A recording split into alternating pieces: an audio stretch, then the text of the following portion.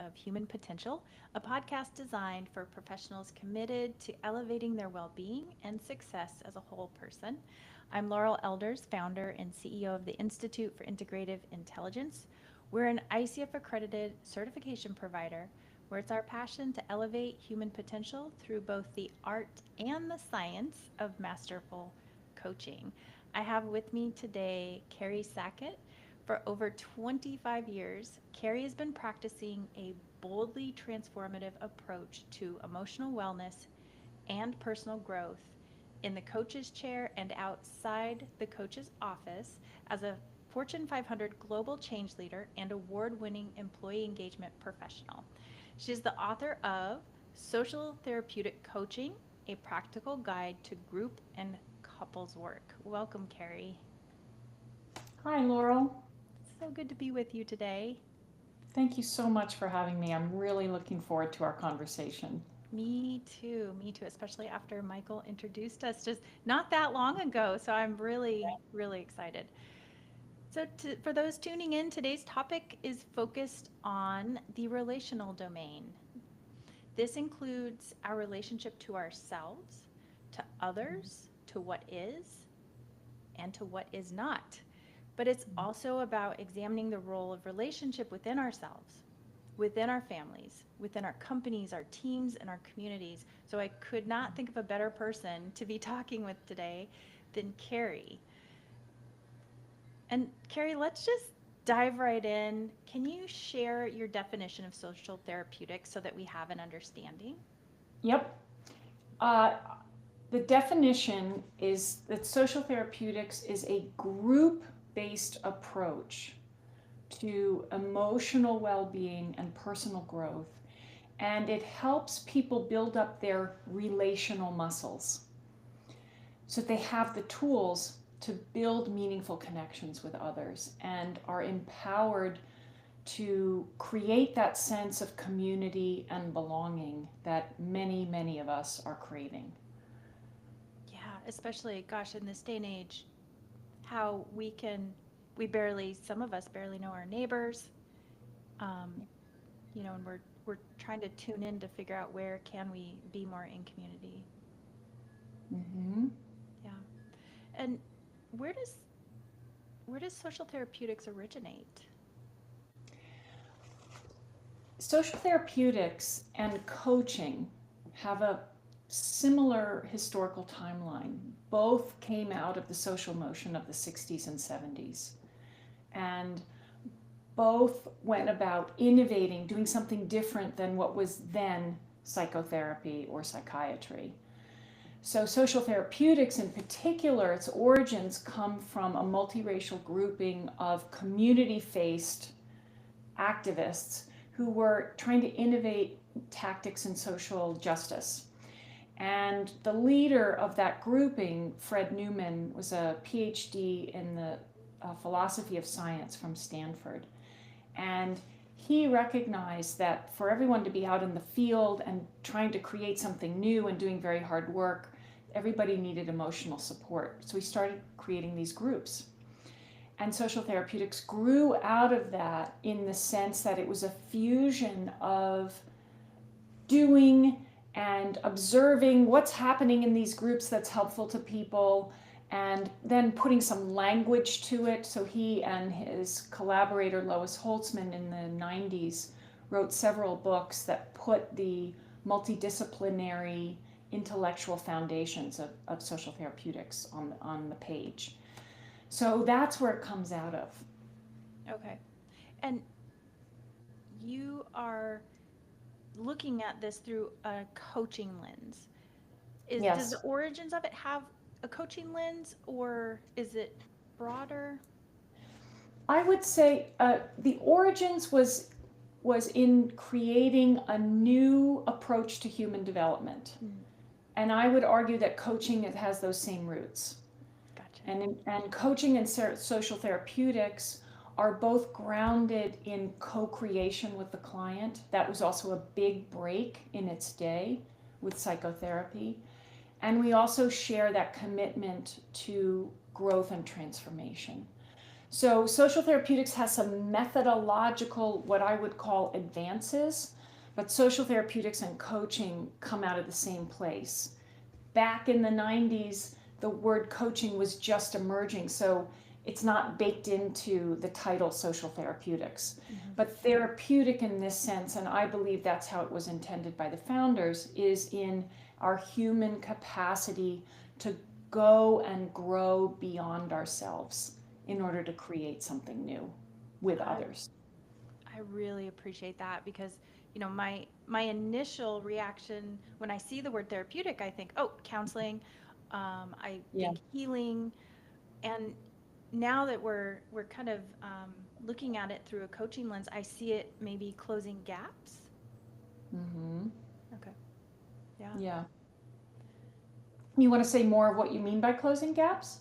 Like pulling people together in Yeah. relationship, Yeah. um, even looking within ourselves to see where we might make more connections within ourselves. Yes.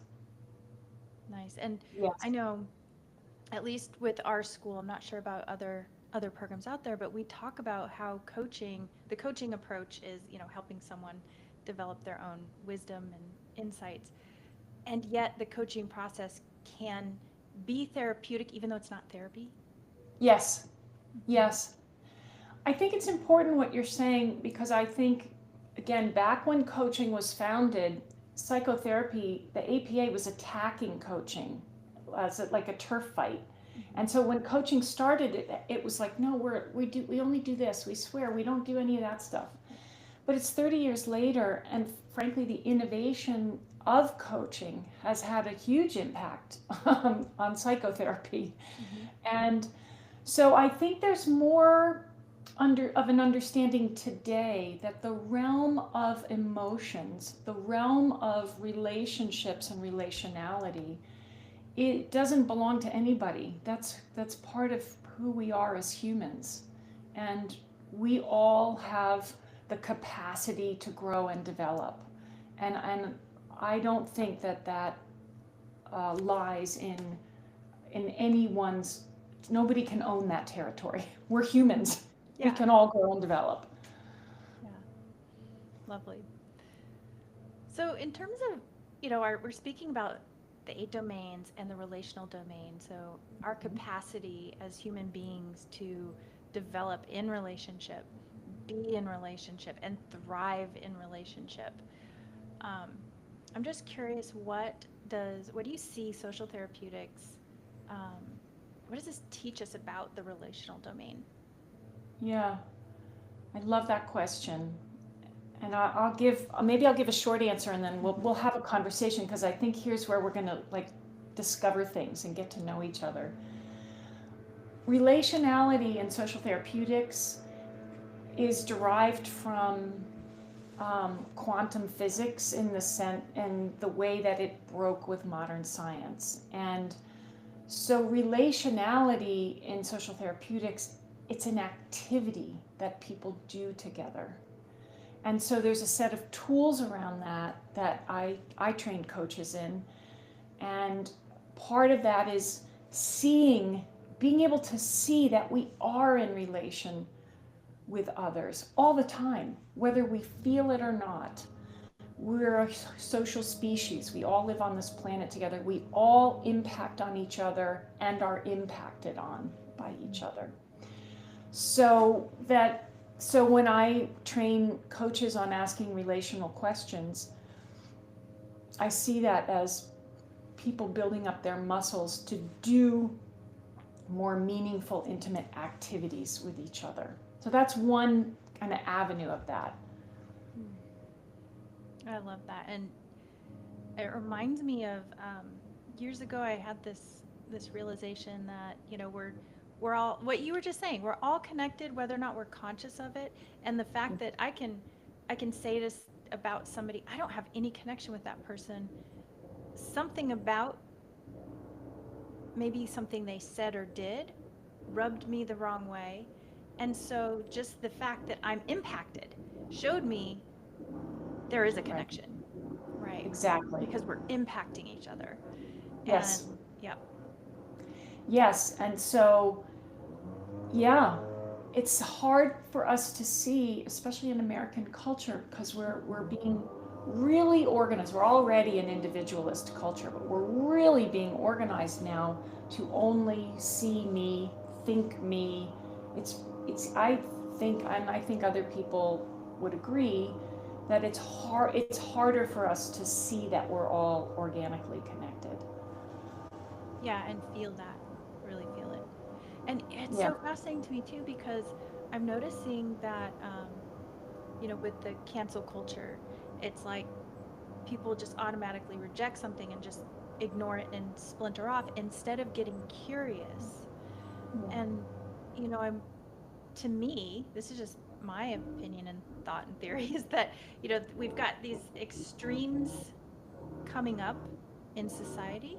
And Mhm. if truth's in the middle, how are we going to get there unless we're open to saying, well, wait, what is really going on? How come Yeah. that person, if I perceive someone as having an extreme thought or Yeah. position, how come they got there? What is going on? And that, and just wondering about your thoughts on that. Yeah. Well, one of the ways that I help my clients, I do a lot of group work. I lead something called life development groups, and it's all different people, all different walks of life, all different points of view on the world. And one of the things we create together in our groups is and the way I help clients build up their relational muscles is to be able to ask questions, not even so much on the understanding of how they got there, but on the experiential. Like, are you curious how this is impacting on me? Mhm. I'm curious to hear, what are you hearing in what I'm saying? Are you, when you, is your example of, you realize somebody irritated you. Wow, what if we had more of a capacity to ask each other, hey, are you curious of how I'm experiencing you right now? We can't know. If that's not even a moral judgment about because the other person's doing something good or bad.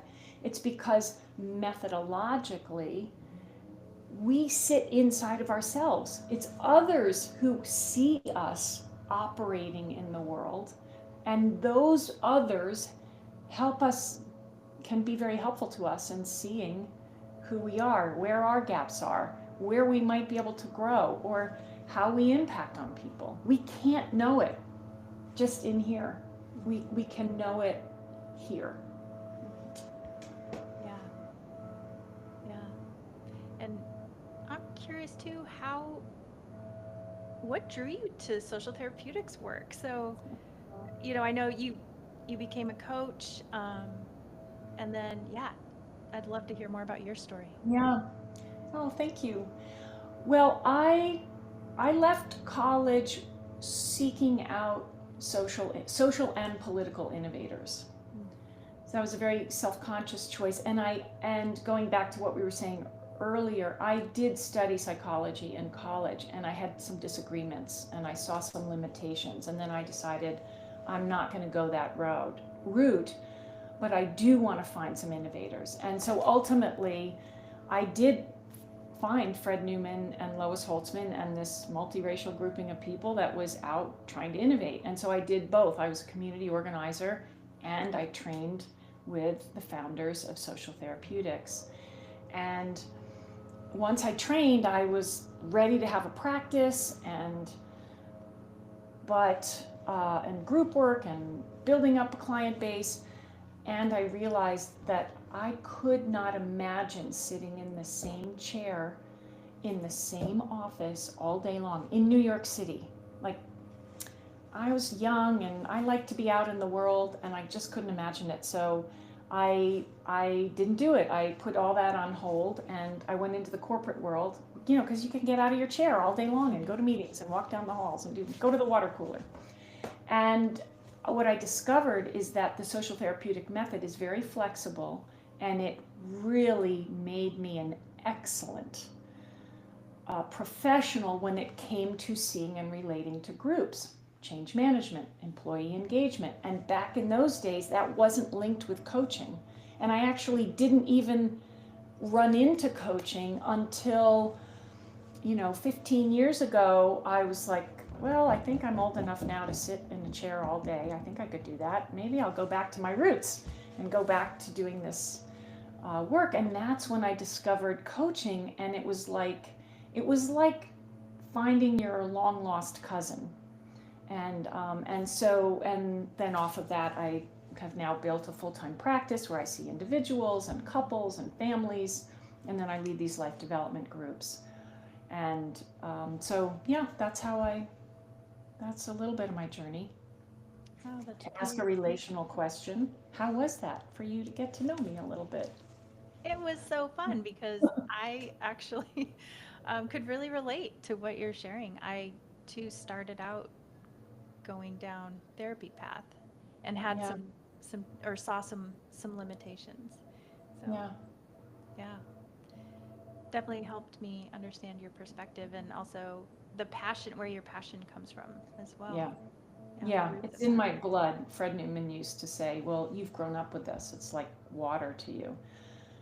So now my job, I wrote the book, Social Therapeutic Coaching, to take those intellectual foundations and bring them down and make Mm. them more practical. And now I'm training coaches and actually some therapists Mhm. in practicing the approach, which is, it's both a big shift and a little shift. A lot of coaches say, wow, you're putting language to some of the things I already do. And at the same time, they're saying, whoa, this is paradigm shifting, soul shifting. Mm. And they feel very excited and empowered, and can see how the method applies to whatever kind of coaching they're doing. Yeah, I know Michael, our senior partner here at the Institute, he took Mm. your 2-day program, I believe it was, and just Mhm. he's like, it was riveting. It was Yeah. really high impact, was so excited. Yeah, and the beauty of it again is its flexibility. So it's not like everyone has to throw out what they already know and learn this. And also, it's not an off-the-shelf kit where you just memorize the things and apply them in the right circumstance. It's continuous relational activity, and that we can do everywhere. Yeah. And I'm just imagining, I mean, just knowing what I know about relationships and, there's certain level of growth that we can't do siloed, Yes, right? We can't think our way into more connection. right. It's being in it. Yeah. Yeah, and you, what you just said seems so simple and obvious, and yet it's so important and powerful because we are living in a culture that puts a lot of emphasis on thinking, Mhm. and we get a lot of messages to make us think we can think our way out of it. So what you're saying is really significant. Hmm. How how has what have you learned as you've embarked on this path as a coach and Mhm. in this work with social therapeutics? What have you yeah, what are your internal takeaways, I guess? Mm, there's so many different ones. That's a great question. Part of what I've learned is personal. That, Mm. oh, I can do this. I do have something to give to other people. Oh my God, this is learnable. Like, when you're a founder and you make something, it's yours. It's I was trained by the founders, but I'm not a founder. So going into all this is, can I give this stuff away? Is this teachable? And it is. And then it's the people that I'm training that are teaching me how to teach social therapeutics, and it keeps getting better and better and better and more easily accessible and Mm. practical. Nice. How do you see social therapeutics as like an extension within coaching? So, for example, your programs are so CCEs for Mm-hmm. coaches, right? So they've already got the coaching skills down. So now they're expanding as a coach when they come to you, I can imagine. Yes. How do you see this as a really good extension of what coaches are already doing? Yeah. Well, there's a couple of different ways. One is various really well-known, well-respected coaches right now in the last year or two have been saying we as an industry need to innovate. So for example, Jonathan Passmore is saying the future of coaching is group coaching and transformational coaching. The way we're going to survive AI is we go in a direction that AI can't do. Social therapeutics we specialize in group coaching and in emotional growth, which is transformation. So we're like right there. Coaches are calling for innovation, and we're saying, hey, this is a methodological innovation. It's not only a new idea, like the Lego trainings, a great new idea. What social therapeutics is a whole new way of seeing, doing, speaking. It's a whole different kind of culture. And so that addresses, it's one response to the calls across the board to go beyond goal-oriented coaching, which that's what Dr. Richard Boyatzis is talking about, or to not negate our core competencies because we need them. That's what forms us as a coach, but to also have more tools to go beyond and to keep going. So there's that piece of it. Other pieces, like you might be familiar with coaches that are running improv trainings for other coaches. So social therapeutics, one of the 4 pillars of social therapeutics is taking those tools of improv and theater and not only growing ourselves as coaches in that area, but bringing it into the work. So literally there's a metaphor, we use the metaphor in social therapeutics of performance in the sense of the tools of theater, that you can do a new performance, you can try on a new performance. So especially like in my work with couples, I'll sometimes integrate improv exercises into the work, or I'll do an improv game with the first session of a group or the first session with an individual. So that's another place that coaching's already there, and social therapeutics is saying we don't even have to keep it for ourselves, we can bring it into our work. Oh, I love that. Can we go back for a minute? Something you said really touched me, Mm-hmm. or caught my attention. So you said emotional growth because that's the transformation. Yeah. Now, it's so interesting to me because going back to what you're saying earlier about how, we're so focused on the mind, like our mindset, we can just think our way through. And Yeah. yet the research I've seen is showing that the emotional, which sometimes is maybe there's a lot of myths around the emotional Yes. realm in our society, right? Oh, Yeah. emotions are unreliable. They're, all these myths. And yet that's where the transformation happens. Could you share more about your thoughts on that? Yeah. Well, what you're pointing out, I really agree with. When I was writing the book, chapter 4 is called Seeing Emotional Growth as the Path to Transformation. And like any good author, if that's the title of your book, you better be prepared. You got to Google who else is talking about emotional growth so you have something to say. Hit enter into Google. Mm-hmm. There's nothing. Emotional growth does not exist as a concept in psychotherapy. And that's where it would exist if we found it anywhere. The only place I could find it was in emotional growth of toddlers and young children so that they can sit still in school when they start going to school. That's the only concept out there of it. That is So I would say societally, culturally, as you're saying, we underappreciate the role that emotionality plays. Going back to the founding of social therapeutics, Fred Newman was running these experiments of taking these community organizers and trying to teach them advanced math, but not only from a knowing perspective, but also checking in on the emotional level of what's the emotionality of trying to learn something that's way beyond your capacity to learn. I don't know how we grow as a species if we don't engage creating with our emotions. Like what we're taught is you have to manage them, know them. I think that's a limited view of emotionality.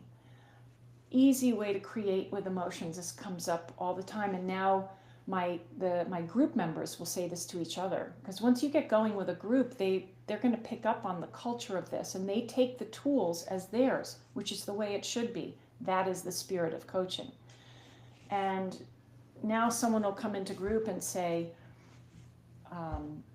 I feel really down. Oh, what do you do when you feel down? What kind of question is that? Nobody asked that question. We can create and play with our emotions. Another group, and this is written about in the book, someone comes in and says, what kind of lonely are all of you? I'm generational lonely. My kids aren't going to have kids, so I'm not going to have grandkids. And everyone went around the room creating their emotions, meaning they the ones who made up the name and the meaning of what it was. Our culture is, they so preformed, pre-made, take off the shelf, oh, that's me. Social therapeutics gives people the tools to create and say that's me instead of consume and say that's me. Yeah, that's really fascinating. Well, and what I'm loving here is that we're connecting these dots, right? The 8 domains don't exist in a vacuum. They're fully connected, right? So the emotional and relational, the connections there. And it's so interesting because when I reached out to you first, seeing if you'd like to be on the podcast, I was so conflicted. I'm like, relational or emotional? Like where, because they're so connected, right? Yes. Mm-hmm. Yeah. Now, oh, go ahead. Well, it's all connected. That's the thing. Western science listen, we love Western science. We have penicillin, we have cars, we have podcasts. Like science, modern science has made a lot of great stuff. And when you take that method and push it onto studying people, it comes up short. So on the people realm, everything gets divided up. You have to choose between emotions and relationality, or it's always either or in modern science land, and that's its strength. And the world is more complicated. The quantum, the next generation science is a break with that stuff and says, no, we can do both, and it's both at the same time. Little thing, huge break with Western culture. Either or has been part of Western culture for a very long time. So we're all connected. It's how we make our meanings with it. Yeah. And I mean, everything you're sharing right now is the heart of integrative intelligence and how we're helping people connect those dots within themselves. And one of our favorite quotes here at the Institute is from Rumi. I know you know this one, even though we haven't talked about it. In that, for those tuning in, you think because you understand one, you must also understand two, because 1 and 1 makes 2, but you must also understand and. Yes. That's beautiful. Well, and it's so interesting to me too that, we in Western thinking, it goes back to Descartes and the compartmentalization that was brought forward for scientific purposes. And, that's brilliant because it can be so important to understand, oh, this is a frog that is not poisonous. This one is poisonous, so I know to stay away from, something like that. So there's helpful times, and yet now we're studying everything in universities separately. Yes. Is that serving us? Yes. Right? I got my degree in college in medieval Renaissance studies. So I didn't actually study the Enlightenment ever. But what I did study was the intellectual conceptual shift that occurred from pre-modern times to modern times. So what I studied was this moment in human history when people were radically shifting how they were seeing and being in the world. And that generally gets attributed to people like Galileo and state and that public idea that no, the earth wasn't the center of the universe, it was the sun. And that set off lots of questioning and lots of permissioning to look at things in new ways. And out of those moments came the Enlightenment. And I like to say that we're living in another such moment, in that those intellectual conceptual tools that we've inherited from the Enlightenment have served us, and now we're like living in this transition period into some new culture and ontological worldview. Yeah. We're all making together. We're not going to buy it. We're making it as we go along, and at some point we'll have more language and shape to it. So I think that's the moment we're living in. As hard as this moment is, and the instability is so upsetting, every once in a while I let myself, I don't know if enjoy would be the right word, but at least contemplate that we're in the middle of creating something new together as a species, and we don't yet know what it is. Yeah. Yeah. I mean, I'm just so relating to what you're sharing. And internally, what came up for me a couple years ago when I was struggling with, just the discord, the division, and all of it, and knowing that it need not be this way. And what I realized was the time for linear thinking, linear approaches has run its course. It's done. Yeah. It's old. Yeah. Yes. And it's time that we start seeing the connection that's the truth of all that is.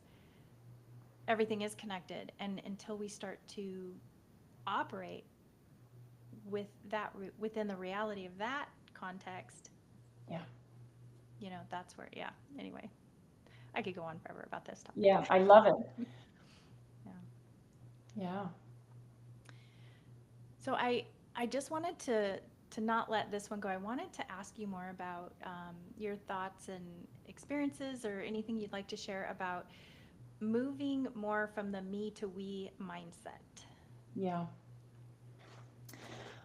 Well, that ties into, I was almost going to respond to you just now, and I'm like, okay, come on, Sackett. I mean, how much are you going to talk? So, but maybe I will give a response as a way to moving into the me to the we lens.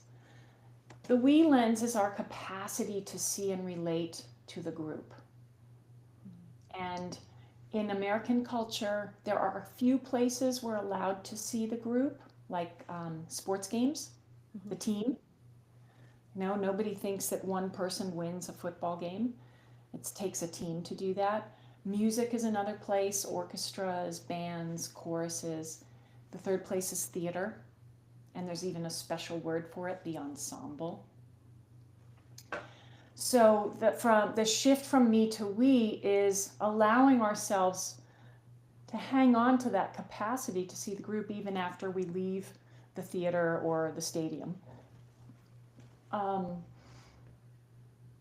And to shift to seeing the we is to be seeing the interconnectedness, and as you're saying, moving away from linearity, moving away from seeing only isolated individuals that only aggregate up to a certain number. In group work, the like measuring out time for every person to speak is, first of all, group work is always, always, always more powerful than individual work. So I'm not saying this as a critique, but as a methodological thing.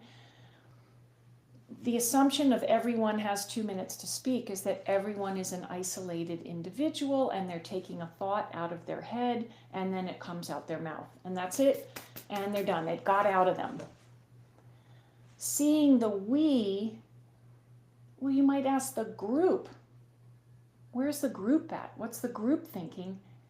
Different people will respond. They'll give what they give. Some people won't talk. Some people will talk. But what what we're attending to is that sum that's greater than the individual parts. So that's part of the shift from me to we and what that looks like in group work.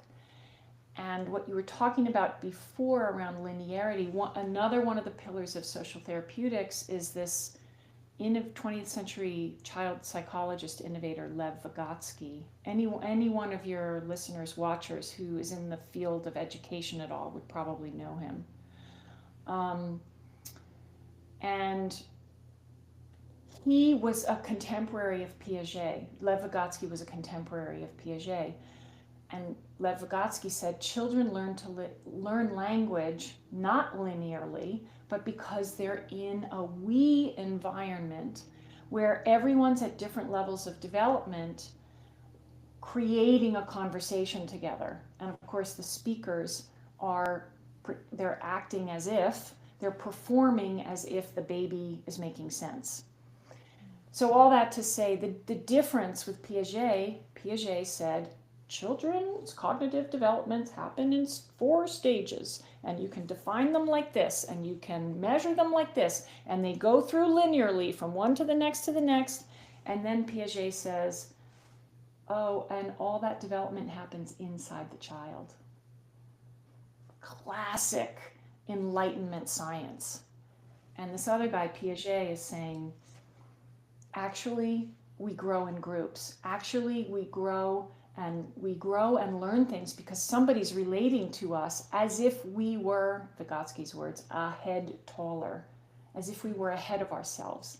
And that's how we grow. So maybe that's a long answer to your question. But that's what I was thinking of in response from the shift from me to we. That's great. And I'm imagining just doing, work in the realm of leadership coaching, leadership development. Leaders that are me focused fail pretty fast. Yes. Until they start to move into the we and see, okay, what is my impact here? Yes. Yeah. Yeah, that's really important. And it doesn't come naturally to us anymore in our culture. So they are muscles that have to be reignited. They're there. You just got to reignite them.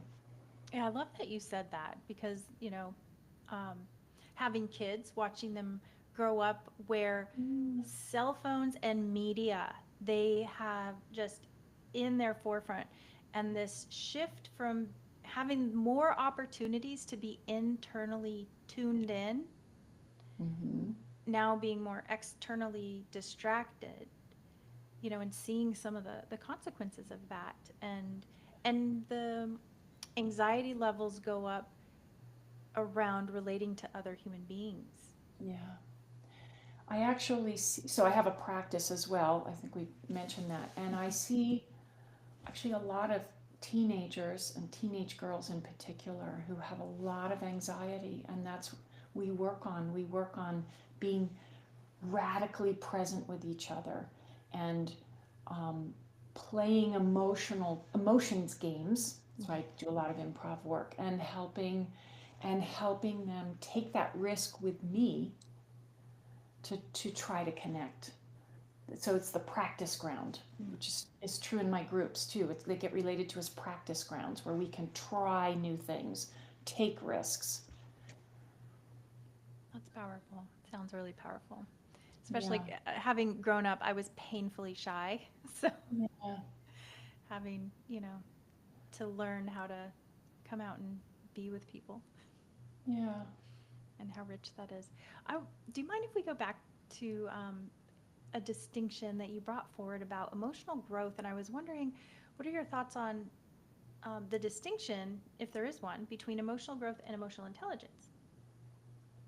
Yeah, I do have strong opinions on that, and it's really in the title, because emotional intelligence assumes that we have to know in order to grow.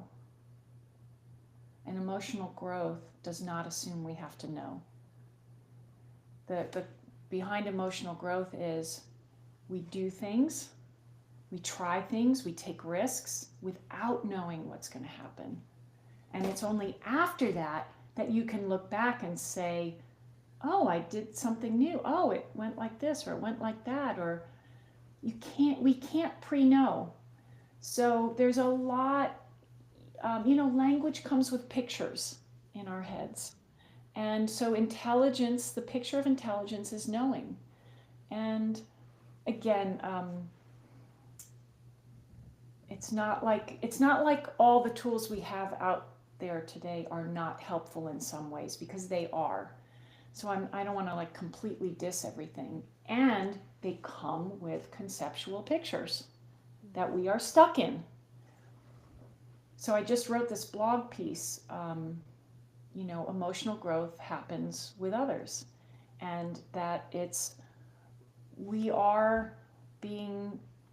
messaging is, go read a book, go meditate, go do these things, and they're great. It's not that they're not great. And we have to add to that. We need others. And when you're with others, when you're in relation, you can't control it. You can't know it.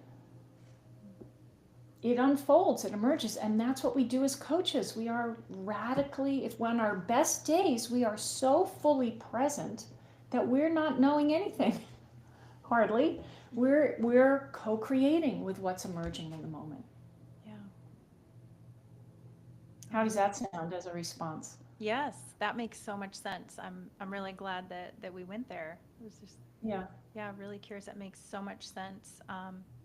And I wonder how much that really speaks to how we've intellectualized so many things.